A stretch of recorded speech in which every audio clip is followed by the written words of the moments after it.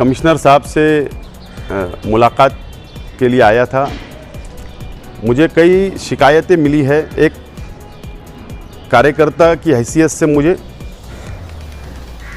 कि Malegaon municipal corporation की ये इमारत या प्रभाग क्रमांक 1 या प्रभाग क्रमांक 2 या प्रभाग क्रमांक 3 या प्रभाग क्रमांक 4 या जितने हेल्थ सेंटर कॉरपोरेशन के चल रहे हैं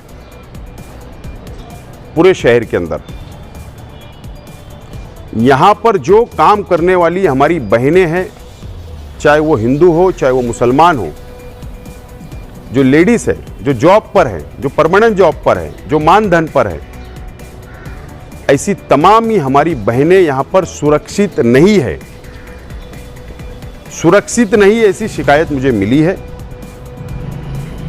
उनको कोई सिक्योरिटी नहीं है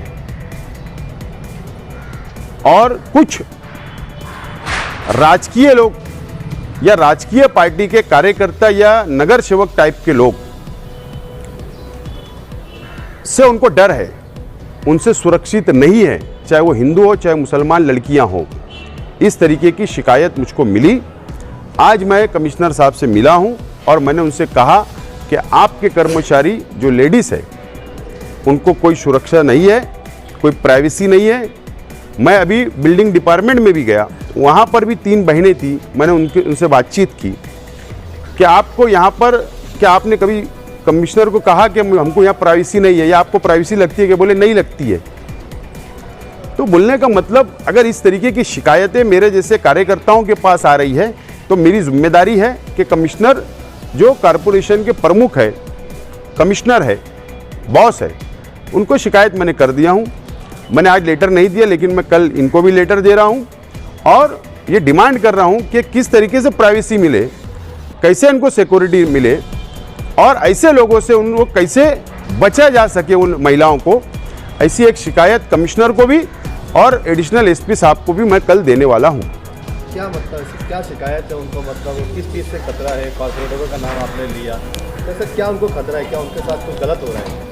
नहीं, कारपोरेटर जो है सब नहीं, उंगली पे गिनने वाले रहते 1 2 3, तो उन लोगों के नाम मेरे पास है, कॉन्फिडेंशियल मैंने रखा हूँ, लेकिन उनसे उनको खतरा है। अब महिलाएं हैं, अब महिला का नाम मैं ओपन नहीं कर सकता क्योंकि वो कानून में है, कानून से बोल नहीं सकते। इसके लिए आज मेरे को शिकायत मिली, मैं तकरार दिया और हो सकता है आगे धीरे धीरे जब ये काफिला बढ़ेगा तो आवाज़ मैं उठा रहा हूँ, वो महिला तक भी आवाज़ जा रही है। कुछ महिला पीड़ित हो सकती है, किन लोगों पर जुल्म हुआ होगा, हो सकता है वो डरी होगी, हो सकता है वो बाद में मेरे पास आए या मेरे पास नहीं आ सकते, कानून का सहारा ले, एसपी ऑफिस जाए, लेकिन सामने आना चाहिए। कब तक जुल्म बर्दाश्त करेंगे?